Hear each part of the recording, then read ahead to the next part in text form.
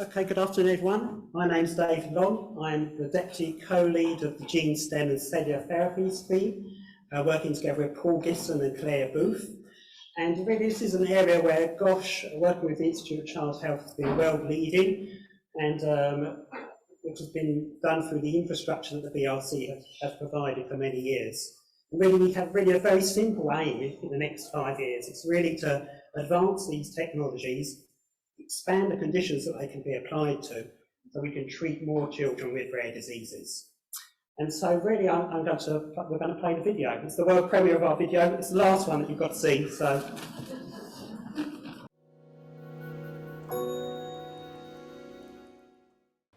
The overarching vision for Gene, STEM and Cellular Therapies theme is that the innovative therapies will be able to overcome all the limitations of the current treatments for a range of conditions, some of which are acquired, some of which are genetically inherited.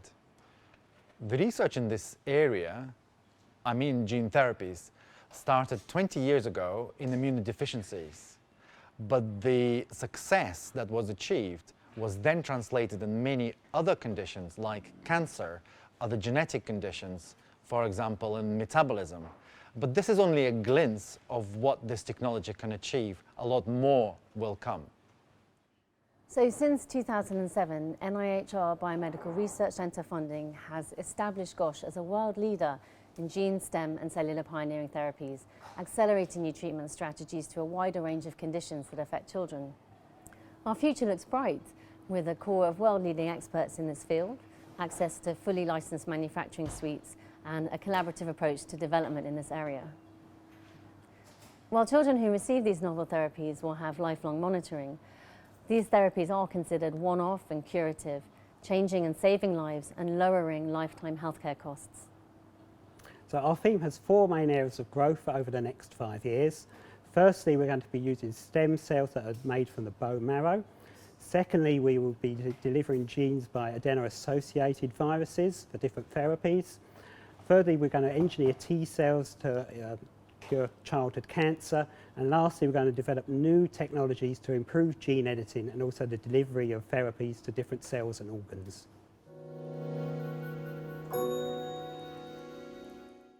Okay, thank you very much. It wasn't too bad. We're available for any commercials or telly. Okay, so we're going to have 2 talks from 2 junior researchers in our theme. The first is Tom Fox, who's going to tell us about gene editing for CTLA or insufficiency.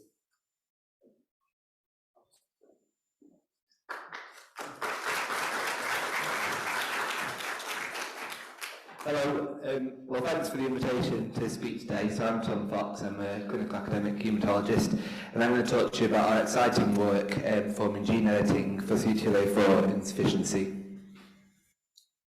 So most of you in this room will be familiar with primary immunodeficiencies, otherwise known as inborn errors of immunity. So these are severe inherited disorders of the immune system. And there's been over 400 different primary immunodeficiencies described. They range from the most severe combined immune deficiency, to other disorders which can be equally devastating but present slightly later in life, in childhood or in adolescence. This is a picture of perhaps the most famous patient with a primary immunodeficiency, David Vetter. He was born in 1971, and at this time he didn't have a suitable donor for bone marrow transplantation and became known as the bubble boy because he lived his life in a sterile bubble and unfortunately died of complications in his early teens from an attempted bone marrow transplant. So as I said, most of these disorders are severe. They require a definitive therapy in order to prevent progressive morbidity and premature mortality. And in the most form, the definitive therapy is allogeneic stem cell transplantation. And whilst we've got a lot better at doing bone marrow transplants for patients with these disorders, this treatment still requires a suitably matched donor, which isn't available for all patients. The other problem is that these cells are allogeneic, so therefore there is a risk that after engraftment, this new immune system can attack the patient's own body, the host, and this is a complication called graft versus host disease, which can cause severe morbidity and even mortality. And even in expert centres such as GOSH and UCLH, we quote mortality rates of between 10 and 20% for a bone marrow transplant. So therefore, this is really an area of unmet clinical need, and that's why we set out to try and devise a new therapy for this disease called CTLA-4 insufficiency. So this is an interesting disease, and it results from heterozygous mutations in a critical immune regulator called CTLA-4. So CTLA-4 is constitutively expressed on T regulatory cells. So T regulatory cells are a really critical immune cell which prevent kind of overreaction of the immune system. And it's also expressed on conventional T cells on activation. But CTLA-4 works to kind of dampen down the immune response and prevent kind of severe autoimmunity. So genetic mutations in this gene result in a severe immune deficiency that causes hypergammaglobulinemia, lymphoproliferation, recurrent infections leading to bronchiectasis, refractory colitis, and neurological involvement, including lymphoproliferation in the central nervous system. So we hypothesized that because this gene is the protein is predominantly expressed in T cells, we could actually just correct the T cell compartment rather than hematopoietic stem cells in order to correct this disease. And there are several advantages to just correcting the T cells. Firstly, we can collect lymphocytes by non-mobilized apheresis, and the chemotherapy conditioning needed to enable engraftment of T cells is significantly less toxic than that needed for engraftment of hematopoietic stem cells. Also, the fact that we're using terminally differentiated cells reduces some of the potential genotoxic effects of gene editing. This is just a schematic of how autologous T cell gene therapy would work, and really just to highlight the autologous nature of this treatment. There's no need for a suitably matched donor, and there's no risk of graft versus host disease. However, this is a challenging disorder in which to devise a gene therapy for, and that's because it results from many different mutations. So this is just a schematic of all the known mutations that cause this disease, and you can see that the spread throughout the first 3 exons of the gene. Mutations in exon 4 probably aren't compatible with life, but we can't just correct a single mutation in order to develop a clinical product which we could use to treat this disease. We would have to replace the whole gene. And because heterozygous mutations result in this disease, we know that CTLA-4 is really tightly regulated, and therefore a gene addition strategy using lentiviral vectors, for example, probably wouldn't be sufficient because adding extra CTLA-4 may cause problems. We would need to correct the CTLA-4 gene in situ. So therefore, we employ gene editing technology, CRISPR-Cas9, in order to do this. And many of you will be familiar with this, but just for those of you who aren't, CRISPR-Cas9 technology basically you basically design a guide RNA which can guide an enzyme to anywhere in the genome, and at that point double-strand break is created, and then the DNA repairs itself either by non-homologous end joining resulting in gene knockout, or in the presence of a repair template you can insert new genetic material and repair mutations. So we set out to devise a gene editing strategy that could be used for all mutations, so all those ones that I showed you earlier in that diagram. We then performed work to see whether we'd restored protein function after gene editing. We managed to isolate cells from patients with this disorder and applied our gene editing strategy to see whether we were able to correct the function of that protein in patients with this disease, and then finally demonstrate proof of concept in an in vivo murine model of the disorder. So this is the gene editing strategy which worked best, and actually we used a novel approach where we designed a guide RNA which created a double-strand break in the first intron of the CTLA-4 gene. And the advantages of creating a double-strand break in the intron is that we don't interrupt the open reading frame, and we avoid kind of deleterious mutations in the coding DNA. We then used an adeno-associated virus vector. This is a non-integrating vector to provide the repair template for homology-directed repair. And we included a green fluorescent protein reporter in order to identify our edited cells. So you can see here on these flow cytometry plots, we got really good rates of homology-directed repair, around 65%, and we can tell that because these cells are nice and green. You can see that when we just use the guide RNA only, because we're cutting in the intron, we don't cause any knockdown of CTLA-4, which is quite useful because it's a heterozygous mutation, and therefore the clinical product should have higher rates of CTLA-4 overall compared to if we were to disrupt, for example, exon 1 or exon 2. So we then formed functional assays to look to whether we'd restored the function of this key immune regulatory protein. And to do this, we performed assays whereby we explored whether CTLA-4 was still able to kind of rip its ligands off antigen-presenting cells, which it does in a competitive manner, and it outcompetes co-stimulatory molecules such as CD28 to perform its key role. So these are some confocal microscopy pictures just showing our edited cells, which are nice and green because of that GFP reporter, and you can just see the co-localization of CTLA-4 with its key ligands CD80 and CD86, demonstrating that CTLA-4 is able to bind those ligands and internalize them just as occurs in a normal healthy T cell. I mentioned earlier that CTLA-4 is really tightly regulated, and therefore we're keen to show that CTLA-4 expression was normal, and that despite gene editing, the endogenous gene control machinery was intact. So I mentioned earlier that CTLA-4 is expressed on normal T cells, and it's upregulated on activation, and in the edited cells we saw this same upregulation and then downregulation as the cells were rested. This was kind of reassuring and told us that the CTLA-4 in the edited cells maintained kind of normal physiological behaviour. Lastly, we performed some work to demonstrate proof of concept in an in vivo murine model of CTLA-4 insufficiency, and just to mention, this work wasn't funded by the BRC, this was funded by the Wellcome Trust, but actually in mice, CTLA-4 knockout mice actually are able to survive. Homozygote mutations in humans aren't compatible with life, but this model would be these mice develop very severe autoimmunity and lymphoproliferation at a very young age. So we actually have a model that's closer to the human disease, whereby we take T cells from these mice and infuse them into another immunodeficient mouse called rag knockout mice, and these mice develop autoimmunity and lymphoproliferation at a slower rate, similar to kind of the human disease. So we modified our editing approach to make it specific for the murine DNA, so a murine guide, but a very similar template, putting in the first intron and replacing exon 2, 3, and 4. And then we had 4 different conditions: the mice which received the edited cells, those which received mock-edited cells, and then mice which received healthy murine T cells.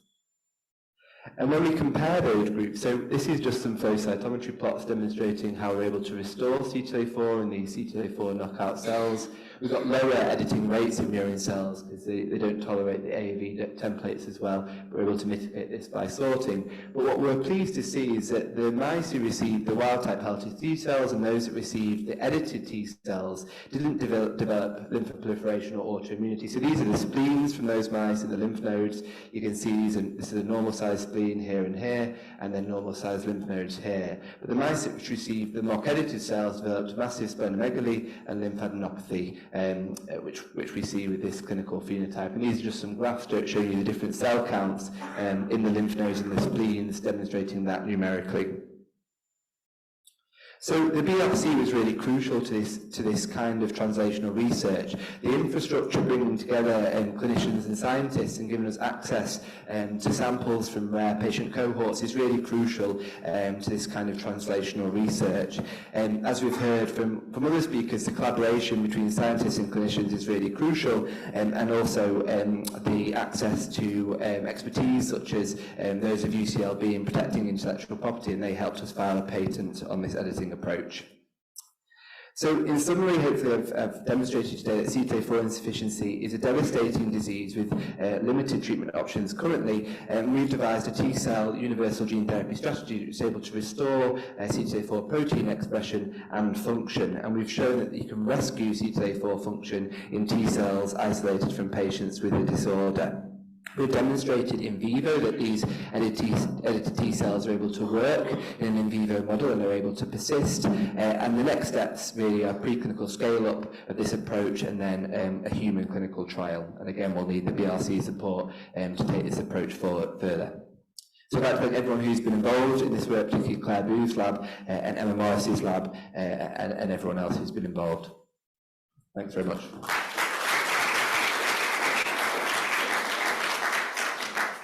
Hey, do you have any questions for Thomas at all? There's one question on Slido that says, why was AAV6 serotype used? Just because it's good for transducing T cells, it's kind of the gold standard for homology-directed repair in hematopoietic stem cells and T cells, so in human T cells, that is. So it works quite well. And the second question, while I'm talking, came in, is there any work on editing hematopoietic stem cells? That's a really good question. So we are positioning the T cell approach as our preferred approach for the reasons I mentioned.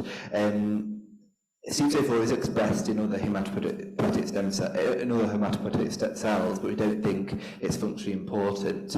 And actually, if you can edit enough stem cell memory cells, then actually you could have a one-off therapy with T cells. But we are potentially going to look at editing hematopoietic stem cells too, but for the reasons I've mentioned, a T cell therapy would be less toxic and therefore would be our preferred approach. So actually I had a related, really nice talk, thanks Tom. I had a related question because I may have misunderstood, but I saw that your Tregs actually didn't have a lot of CTLA-4 on after the transduction, or it looked that way. So is there sort of variable expression in different populations of T cells, do you think, or other lineages? And if so, would that be a problem? Yeah, that's a really good question. So obviously in the preclinical scale-up, we'd need to ensure that we are editing all T-cell subsets. So I guess that one particular fact spot, there was just a few percent of Tregs that were edited, but actually what we saw, I didn't show it today, but in the in vivo model, we actually saw that there was expansion of the Treg compartment, I guess because they have a competitive advantage because they're repaired and they localize to the spleen and lymph nodes. That kind of was hopeful that even if you're only able to edit a smaller fraction of Tregs, then you would hopefully get expansion. But certainly that would be something we need to look at when we do the preclinical scale-up. Just a very dumb question from a neurologist. So presumably this would be ex vivo editing down the line, and then you'd have to give those back to the patient. So what advantage would that have over current kind of strategies? Because you'd still need to, I suppose you would need ablation and immunosuppression, and that's what that would be the advantage, I presume. Yeah, good question. So it's currently proposed as an ex vivo strategy. The advantage of T cells is you don't have to mobilise them at leukapheresis, and the conditioning is significantly less toxic, so you wouldn't need to use busulfan, for example. You could use fludarabine and cyclophosphamide for conditioning, which is less toxic. And also because the terminally differentiated cells is theoretically less risk of insertion of mutagenesis. But looking forward, actually, T cells are obviously in the periphery, and there's the potential for in vivo editing of T cells. There's also potential in vivo editing of hematopoietic stem cells, but T cells are easier, and actually we're working on using virus-like particles at the moment to try and edit T cells in vivo. We could potentially use this approach to correct in vivo, which would obviously have significant advantages over an ex vivo strategy. Okay, I think we're going to move on. Thank you very much.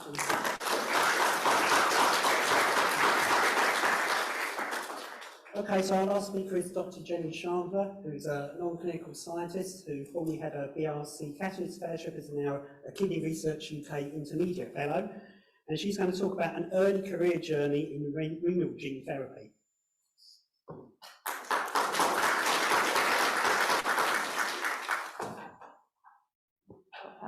Hopefully everyone can hear me okay.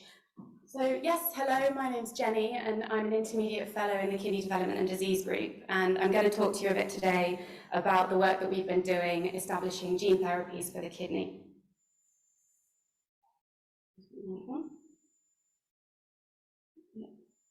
Yeah, here we go.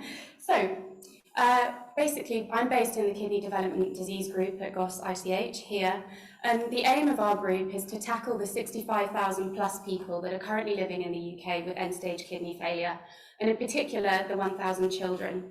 So all these patients, once they've reached terminal kidney failure, what that means is that they have to be on lifelong renal replacement therapies. So this can either be dialysis or a long wait for a kidney transplant. And the work that we do in our group is basically at the boundary of clinical and basic science, working with clinicians and patients at GOSH to try and find new alternative therapies that can slow this progression of kidney disease and ultimately prevent the need for these renal replacement therapies. And in my career, this has really been built around the involvement with patients and the public. And this has kind of been done with three main aims. So the first of that is communication. So I've worked with the BRC to publicize any significant research findings that we have so that we can disseminate it to our research community. We also have a lot of ongoing engagement, so I've worked with the BRC and GOSH to engage with our patients, but also with the public, so that we can explain what it is we do and why it's so important. And finally, through listening. So we work with several different committees, one of which you've already heard about today is the Young Persons Advisory Group at GOSH. And we run past our research ideas to this group and some of the things for outreach activities and things like that. And we get feedback from them as young people that have lived experience. And that really helps us hone our research priorities and what it is we want to do. So it's through this engagement that the unmet needs in kidney disease become readily apparent. And I'm particularly interested in a group of genetic diseases that affect the glomeruli. And the glomeruli are the small filtration units found in the kidney. And these are amongst the most common diagnoses in pediatric kidney disease. So there have been about 80 different gene mutations that have been identified in this group of diseases. But what's interesting is that most of them implicate a cell called the podocyte. And the podocyte cell is found within the glomerulus, and it's highly specialized. And what it does is it wraps around the glomerular capillaries, like you can see there, and it's through its fine filtration slits that ultrafiltration occurs. But even though these gene mutations tend to be found in podocytes, what we see is that disruption to communication between all the cell types in the glomeruli basically mean that we have global glomerular decline, which then goes on to ultimately cause kidney failure. And unfortunately, treatment options for these diseases are really limited. So what normally happens when we have a few drug treatments that don't really work in the clinic is that in recent times we've turned to gene therapy. And we've heard several success stories of this today, and in lots of organs it's really pushing forward. But the kidney has been lagging behind a little bit. And I feel like that's because of three main reasons. And we need to address these reasons to advance renal gene therapies. So the first, the kidney is a highly specialized organ that has multiple different cell types, all with unique functions. So for example, the glomeruli that I'm interested in, they only take up 1% of total kidney volume. So if I want to get a therapy to the podocyte within the glomerulus, I need to have cell-specific targeting to make sure my therapy gets to where it needs to be. The second hurdle is getting it to the kidney in the first place. So it's been shown quite a lot that you can't use kind of systemic delivery routes to get things to the kidney, because what happens is a lot of the cargo just gets mopped up by the liver, the lungs, and the spleen. So we need to think about alternative delivery strategies to get things to the kidney in vivo. And finally, is research into identifying new effective therapies. So the drugs aren't working, so let's think about the pathology of disease and identify therapeutic targets that we can use. So it's by addressing these three hurdles that we're trying to push forward renal gene therapy. And what I'm going to do today is talk you through three different projects, all of which got off the ground with funding from the BRC and have gone on to try and develop some new delivery strategies. And the first one I'm going to talk to you about is a viral delivery approach. So you've heard a little bit about AAV so far today. So what our approach was here, and this was funded through a Pump Prime project grant from the BRC in 2022, was to take a library of 68 different AAV serotypes. And what that means is that each one of those AAV viruses has been changed slightly from its sister virus, which will change its properties and its ability to get into the cell. And we screen that library on human podocytes and human glomerular endothelial cells, which are the cells that make up the capillaries in the glomerulus, in vitro. And what we found is that there are 3 serotypes amongst all 68 that we screened that are far better at getting into these cells. So that's really exciting.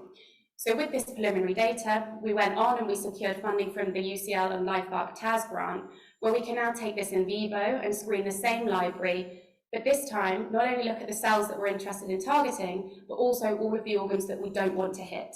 So we want low transduction in those organs while hitting high in the kidney. The second project I'm going to talk to you about today is the same idea. We want to try and target our podocyte cells, but this time we're using a non-viral delivery method. And we do this by using cell receptor targeting. So podocytes express a receptor called the alpha V beta 3 receptor. And basically what that receptor does is it binds molecules that contain a little RGD motif and internalizes the cargo. So that's great for us if we want to get our gene therapy inside the cell. So what we did is we teamed up with Professor Stephen Hart and started developing lipid nanocomplexes that can have a therapeutic cargo, a lipid casing, and then a short peptide targeted to that alpha V beta 3 integrin. And we did this with a classic RGD peptide and also with a peptide that had been computationally enhanced to increase its binding specificity through this receptor. And as you can see, when we screen these nanocomplexes in vitro in healthy podocytes, our nanocomplex formulation with the enhanced peptide shows significant uptake in wild-type healthy cells. And it also showed significant uptake in cells that carry a mutation which is commonly found in these congenital glomerular diseases. So this was really exciting for us. We've got something which is targeting to the podocyte. So the next issue is then how we can get that to the kidney in vivo. So this is when we teamed up two of these hurdles and we started thinking about alternative delivery strategies. And here we've used an approach that we've pioneered. Dr. Tammy Kalber, based at Cabby, has developed this technique where we can actually inject through the skin directly into the renal artery to deliver cargo. And we do this using ultrasound, and that you can identify the venous and the arterial flow. So you can see there the arterial flow is lit up in red, which then allows you to inject into the artery and release your cargo. And with this preliminary data, we then went on and got a GOSH Charity and Life Park grant where we're taking this in vivo. So what I'm showing you here is a mouse that's been injected with these nanocomplexes via the renal artery. And as you can see, it's really specific, high expression in the kidney, which is really great. But what we were particularly excited about is when you take that kidney out and you look at the cellular level, you can see that our cargo, so here is M-cherry, so it's red, is in the glomerular structures, so they're lit up in green. And that's really exciting because this kind of thing has never really been done in the renal field before. The final thing I'm going to talk to you about is our work that's been trying to identify new effective therapies. And this was partially supported by a Catalyst Fellowship to me, which was in 2021. So I mentioned to you earlier that even though lots of these genes that we find that are mutated are in podocyte cells, we know that disrupted signaling from podocyte cells implicates other cells in the glomerulus. So lots of the work that we've been doing in a relevant disease model of childhood glomerular disease has found that some podocyte-secreted molecules are all lost in disease, in early disease. So we're actually taking forward one of these molecules in that grant that I mentioned to you previously. We're encapsulating that in our targeted nanocomplex and screening that in vivo to assess its therapeutic potential. And it's through all this candidate work of identifying these therapies that I was then able to go on and secure a Kidney Research UK Intermediate Fellowship, where now I'm going to have a look at some of these as well as other candidates, and then also assess how they might best be applied to delivery with gene therapy through both viral and non-viral delivery methods. So finally, I just want to summarize the impact and the support of this. So when we think most importantly about patient impact, by addressing these three hurdles that I mentioned to you earlier, we've been able to take a therapeutic candidate into an in vivo proof of concept trial. And we hope in the coming years, this is going to have some kind of patient output and patient impact.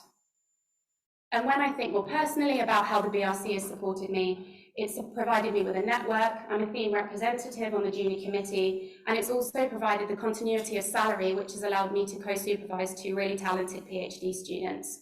It's upskilled me. I'd like to highlight the BRC training weekend, which was great fun, but also highly informative, and also the support that I've had from the BRC, which has got me a better understanding of how to plan patient and public engagement events. And finally, when I think about my career progression, the BRC has been really fundamental to this. So the first piece of independent funding that I got was that new projects grant, and it's from that that I've been able to go on and get the BRC Catalyst Fellowship, and then go on and get the Kidney Research UK Intermediate Fellowship. And it's through support of early career researchers like myself that we're going to get the next generation of translational research scientists. So a big thank you to the BRC for that.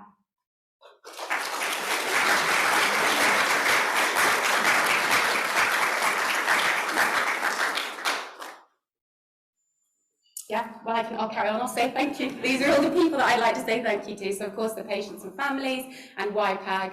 I'd like to specifically highlight Mr. Steph Malik and Dr. Will Mason that have worked on the projects that I chatted to you about today, as well as, of course, Professor David Long and all of our collaborators and UCLB. So, thank you. I think you must be the first person to talk within the talk. Yeah, another one. Do we have any questions for Jenny?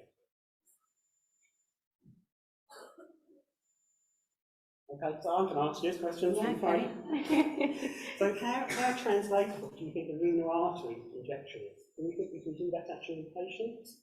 So this is a question that we get quite a lot, which is fair enough, is that, you know, this is something that we're doing in a mouse model, can we translate it to patients? And we work quite closely with clinicians that say that this is kind of feasible. It's already a technology that's being used to do steroidal injections for rheumatoid arthritis, using ultrasound to locate the injection zone.